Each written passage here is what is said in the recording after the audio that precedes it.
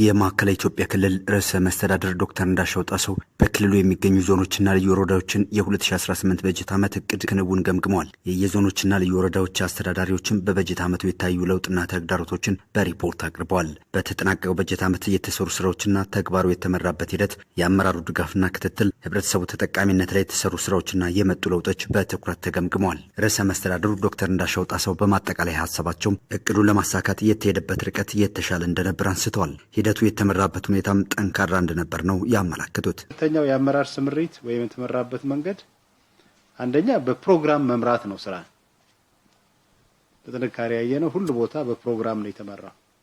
ፕሮግራም እየወጣ ስኬጁል አለው እያንዳንዱ ጉዳይ ሁሉም አመራር ትኩረት አድርጎ ነው እየመራ የነበረው። ይሄ ጥሩ ነው። የግል ስራና የጋራ ስራን ማቀናጀት፣ እያንዳንዱ ሰው የተሰጠው የግል ስራ አለው፣ እንደገና የጋራ ስራ አለው።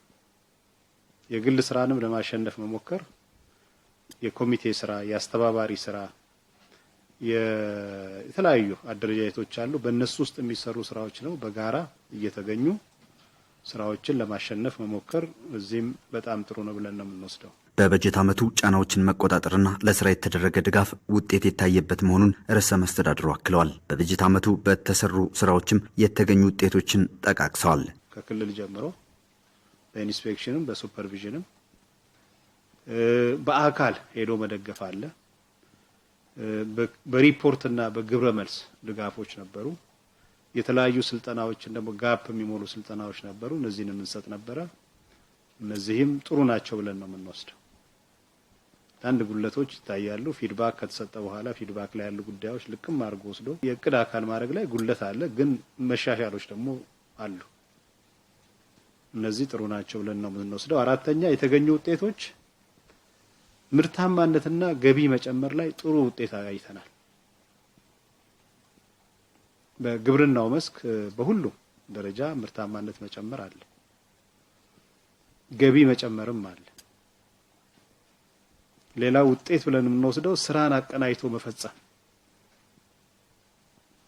እንደ ውጤት ነው የሚወሰደው። ቅንጅት በጣም የስራ ትልቅ አንኳር ነገር ነው። በቅንጅት ምክንያት ብዙ ስራዎች ሳይሰሩ ይቀራሉ ብዙ ጊዜ። ግን አሁን ለመቀናጀት የነበረው ኤፈርት ውጤት አመጣዋል። በየደረጃው የህብረተሰብ ተጠቃሚነትና ተሳትፎ እያረጋገጡ መሄድ በሁሉም መስክ የህብረተሰብ ተሳትፎን ማሳደግና ተደማሪ ስራዎችን ማንበር ላይም በበጀት ዓመቱ የታየ ውጤት እንደሆነ አመላክተዋል። የመልካም አስተዳደር ጉዳዮችን ማረምና የኑሮ ውድነትን መቀነስ የቀጣይ የትኩረት አቅጣጫ ሊሆኑ እንደሚገባም ርዕሰ መስተዳድር ዶክተር እንዳሻው አሳስበዋል። መልካም አስተዳደር በአጀንዳም እያነሳችሁት አይደለም፣ ሲገመገምም አታነሱትም።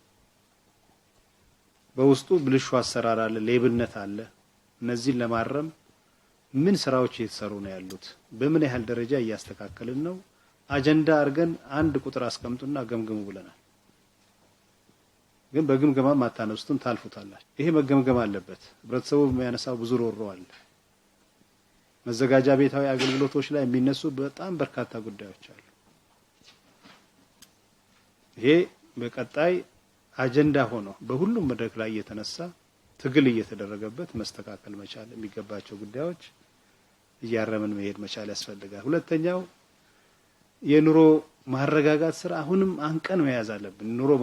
ኑሮ ውድነት ይሄ የሚመነጨው ግብርና ላይ ኢፌክቲቭ ከሆን የግብርና ምርቶችን በአግባቡ ወደ ገበያ ማውጣት፣ ሰንሰለቱን ማሳጠር፣ በሰንበት ገበያና ከሰንበት ባሉ ገበያዎች ውስጥ ምርቶችን በበቂ ሁኔታ ማቅረብ፣ ሸቀጣ ሸቀጦችን ማቅረብ እና የፋብሪካ ውጤቶችን በደንብ ማቅረብ ነው።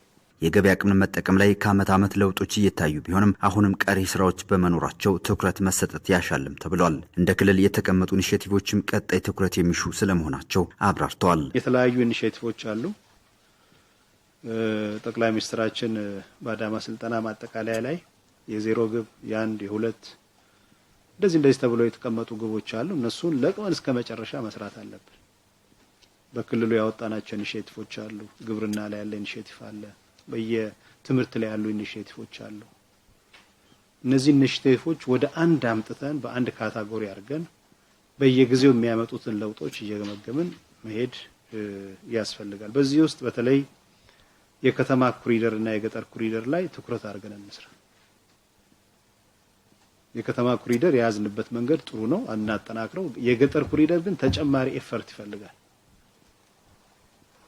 በተለይ አሁን የበጎ ፍቃድ ከምንሰራው ስራ ጋር ማያያዝ ይቻላል። ተጨማሪ ኤፈርት ይፈልጋል። በሁሉም መስክ ያለውን ምርታማነት ማሳደግና የመረጃ ጥራትን መቃኘት በቀጣይ ዓመት ከአመራሩ የሚጠበቅ የቤት ስራ መሆኑንም ተመላክቷል። አሁንም የህዝብ ተሳትፎን ማሳደግ ላይ ግን ሊሰራበት እንደሚገባም ርዕሰ መስተዳድሩ አልሸሸጉም። ተሻጋሪ የሆነና የተናበበ አመራር ስርዓትን መገንባትና የህዝቦች አንድነት ላይ በትኩረት መሰራት ይኖርበታል ሲሉ ርዕሰ መስተዳድሩ አሳስበዋል።